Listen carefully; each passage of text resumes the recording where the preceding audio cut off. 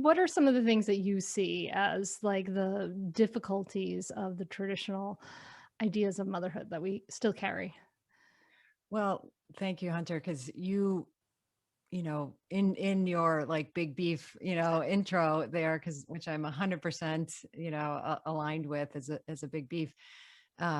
You mentioned like maybe, cultures and, how is it still hanging on when we know better, right? Like Mhm. that we can even, I mean, there were times you couldn't even like, you may have thought about it, but it wasn't even out there that this is a possibility, that it didn't have to be self-sacrificing.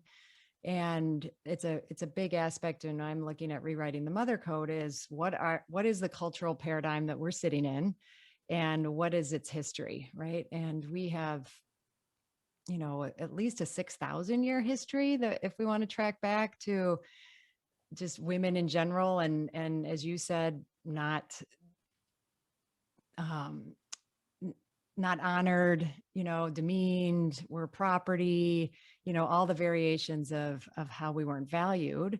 Women weren't valued, the feminine weren't valued. So that's a lot of years of wiring into us, Mm. that just because now we're aware of it isn't just going to unravel for us immediately. So I like having this perspective of, thank God we're finally addressing it, and we have a space to address it, and we're going to have some compassion for what it's going to take.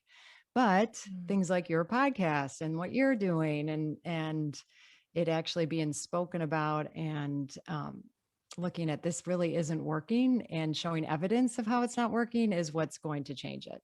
But it's in there, and it's wired not only culturally, but within our families, which are part of a culture, right? So between Mhm. those two wirings, it's just not an easy thing to step out, just because we know better, to immediately step out of.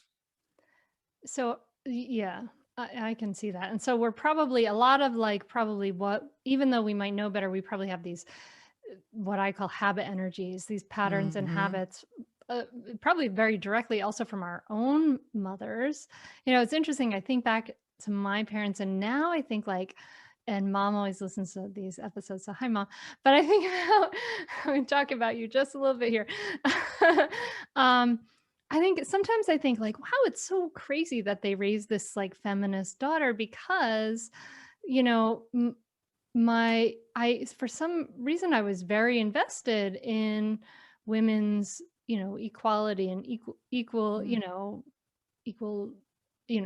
rights and value and all of that. Yeah, at the same time, like my mom did all the like cooking and all the cleaning and all of these things, and that was just part of like kind of the fabric of normalcy in Hmm. my house. But and for many others, what are some of the, I mean, I guess what would you see are some of the direct patterns that are maybe problematical that we grew up with in our with our own mothers?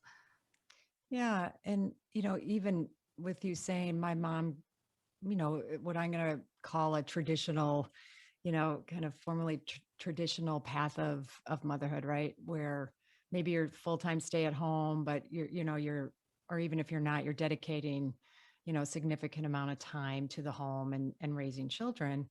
That that doesn't necessarily have to be problematic, but and then when you're a kid sitting in that paradigm, a couple things may happen. One, um, you see your mom doing great at that, right? And I've had women, that I coach. It's like, oh my God, my mom did just such an amazing job in that traditional role. I could never do it as well, so I'm just not going to, or I can't possibly, or they were in that traditional role, and there was resentment, maybe not directly expressed, but some Mm. martyrdom, some resentment, some awareness that kind of seeps through of like, well, you realize I gave all my career dreams up for you, kids, husband, family, and try as we might not to let that resentment or reactivity seep in, it does, and we pick up on that.